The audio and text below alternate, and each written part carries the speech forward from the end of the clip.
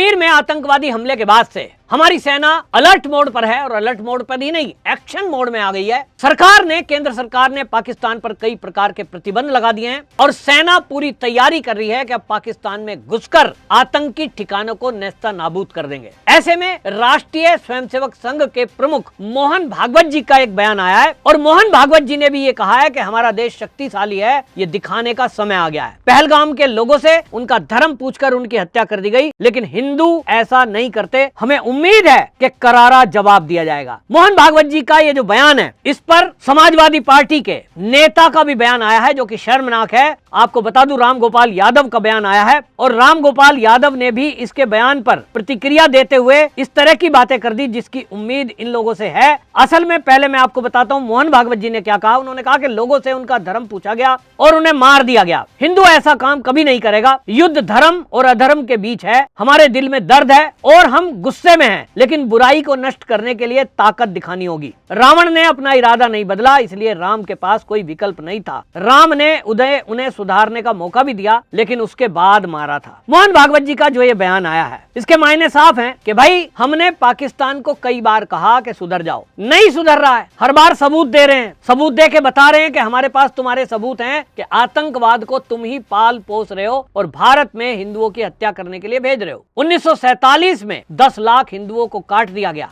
ये उस समय भी धर्म की लड़ाई थी। फिर उसके बाद आप देखिए, भारत के अंदर कई ऐसे मौके आए हैं, चाहे वो बंगाल में डायरेक्ट एक्शन डे की बात करें, चाहे हम केरल के अंदर मोपला कांड की बात करें। ऐसा अनेक बार हुआ है कि कट्टरपंथियों ने धर्म के आधार पर हिंदुओं की हत्या कर दी और इसीलिए जब जब ऐसा हुआ है, हिंदू अपनी रक्षा के लिए राष्ट्रीय स्वयंसेवक संघ की ओर देखता है। आज वही हालात देश में बनते हुए दिखाई दे रहे हैं। आज जिस तरह के हालात बने हैं, उन हालातों में सेना पाकिस्तान में घुसकर अब आतंकी ठिकानों को नेस्ता नाबूद करने की बात कर रही है। पूरी तैयारी चल रही है और वो करेगी। लेकिन ऐसे में पाकिस्तान के एक मंत्री का बयान आया है। आपको बताता हूं, पाकिस्तान का जो विदेश मंत्री है, वो विदेश मंत्री इशाक डार, वो जो आतंकी थे जिन्होंने पहलगाम में हमला किया और 26 हिंदुओं को मारा, धर्म और नाम पूछकर मारा, उसको वो फ्रीडम फाइटर बता रहा है। इसका मतलब वो कश्मीर के बाकी लोगों को बताना चाहता है। पाकिस्तान की सेना के चीफ ने कुछ दिनों पहले बयान देकर यह कहा कि जो कश्मीर के अंदर पर्यटन आ रहे हैं,